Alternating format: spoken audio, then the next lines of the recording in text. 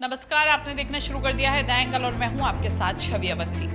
दोस्तों, राजनीति में सबसे ज्यादा महत्व होता है शक्ति प्रदर्शन का, क्योंकि अगर आपके पास शक्ति है और आप उसका प्रदर्शन नहीं कर रहे हैं, ऐसे में निश्चित तौर पर आपके प्रतिद्वंदी आपको हल्के में आंकते हैं। लेकिन आपके पास पूरा चाहे संख्या बल ना हो, लेकिन आप पूरे कॉन्फिडेंस के साथ खड़े हैं और शक्ति प्रदर्शन मजबूती के साथ कर पा रहे हैं, तो सामने वाले विपक्ष को, चाहे वो विपक्षी दल हो या आप ही के पार्टी के कुछ अन्य आपके जो प्रतिद्वंदी हों वो हों, उनके मन में कहीं ना कहीं एक खौफ आता है।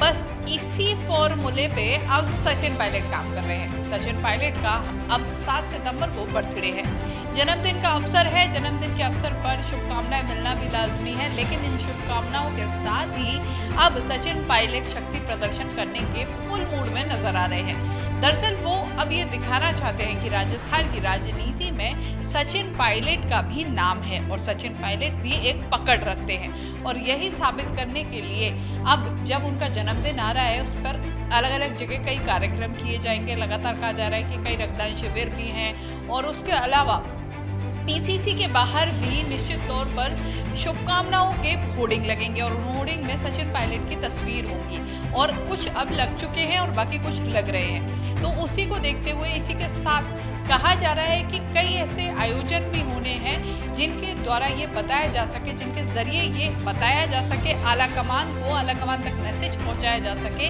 कि सचिन पायलट का यहाँ से खत्म करना, राजस्थान से सचिन पायलट का अस्तित्व संभव नहीं है। तो सचिन पायलट जानते हैं कि वो कैसे अपना वर्चस्व कायम रखें और कैसे अपने वर्चस्व को यहाँ पर राजस्थान में टक्कर दे सके सीएम अशोक गहलोत को, और ये साबित कर सके कि चाहे उनके साथ 19 ही विधायक गए हों, चाहे अशोक गहलोत के पास 100 से ज्यादा विधायक हो, चाहे उनके पास अनुभव कम हो और चाहे अशोक गहलोत के पास अनुभव ज्यादा हो, चाहे सचिन पायलट के पास चुनिंदा नेताओं का साथ हो और अशोक गहलोत के पास सभी जातियों का समर्थन हो, लेकिन सचिन पायलट का भी अपना महत्व है राजस्थान में। ये वो साबित करना चाहते हैं। इसी के लिए कई आगे की रणनीति बनाई जा रही है, कार्यक्रम तय किए जा रहे हैं, जिसको देखते हुए अब उनके जन्मदिन पर कई ऐसे कार्यक्रम भी होने हैं।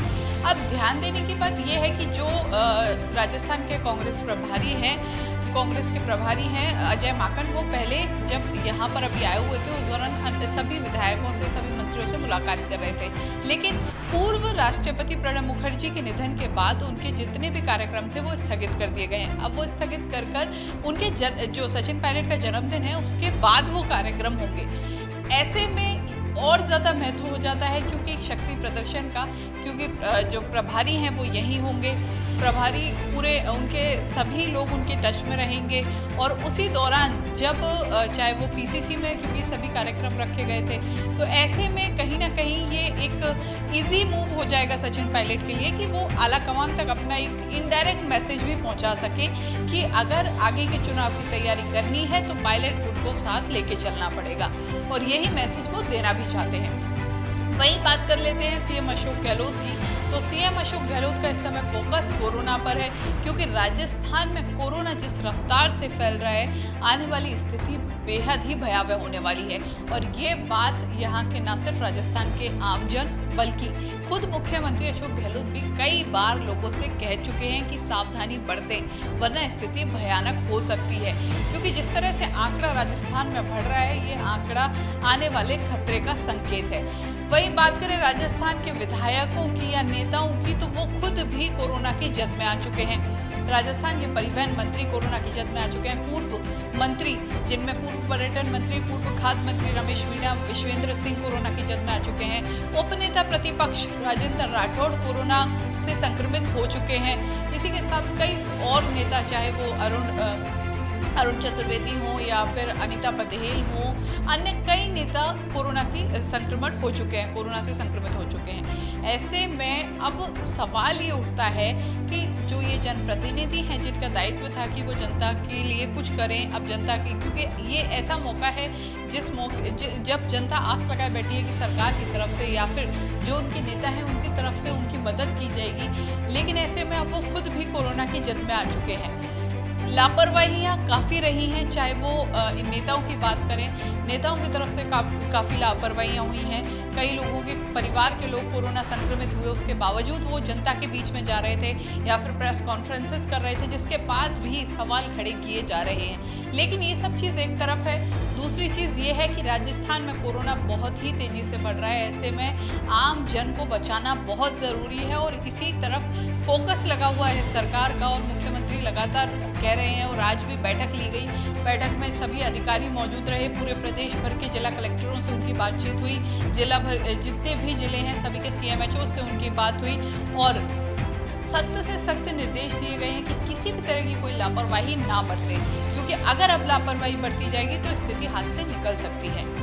वहीं दूसरी तरफ बीजेपी की बात कर लेते हैं तो बीजेपी के उपनेता प्रतिपक्ष राजेंद्र राठौड़ को कोरोना हो चुका है। आज उन्होंने अपने ट्विटर पर कहा कि 4 से 5 बार वो पहले कोरोना टेस्ट करा चुके थे लेकिन नेगेटिव था, लेकिन अब पॉजिटिव है, इसलिए वो अब क्वारंटीन हो चुके हैं और उनका इलाज चल रहा है।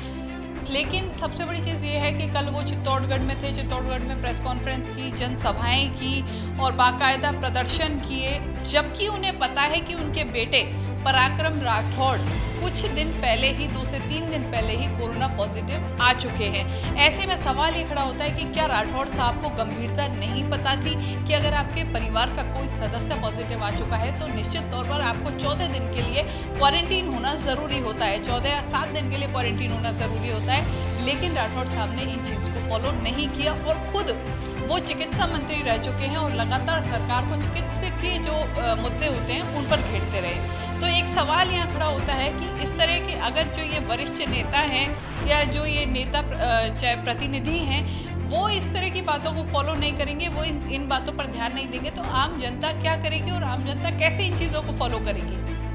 कह सकते हैं राजस्थान में इस समय कोरोना का सबसे बड़ा संकट है। अब कोरोना के संकट के साथ ही राजनीतिक संकट जो लंबे समय से चल रहा है वो भी जारी है, उसे खत्म नहीं कहा जा सकता। लेकिन इस समय फोकस अब चाहे वो बीजेपी हो, कांग्रेस हो या फिर कांग्रेस के ही दोनों गुट हो या बीजेपी के कोई अन्य गुट हो, लेकिन सबका फोकस इस समय कोरोना पर रहना जरूरी है, नहीं तो राजस्थान में हालत खराब हो सकती है। इस तरह की खबरों के लिए आप द एंगल देखते रहिए। हमारे चैनल को सब्सक्राइब करना ना भूलें। नमस्कार।